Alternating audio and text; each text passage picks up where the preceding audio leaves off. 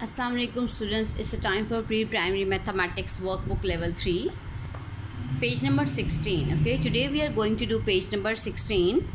Count the total number of fruits in each box. Okay, we have many fruits in the boxes. We will count all the fruits and write the total numbers. Total means all the fruits that are in the boxes.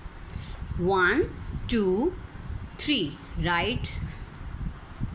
Second one, 1 2 3 4 5 6 7 8 9, write 9 here. Same like this you will count and write on this page. After that, page number 17, again, if you have one cupcake and I will give you two more, how many cupcakes do you have?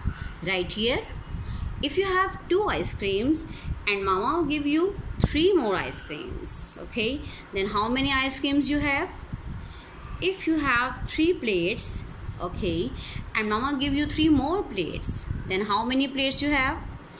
If you have three sandwiches, okay, and I will give you one more sandwich, or your friend will give you one more sandwich, then how many sandwiches you have?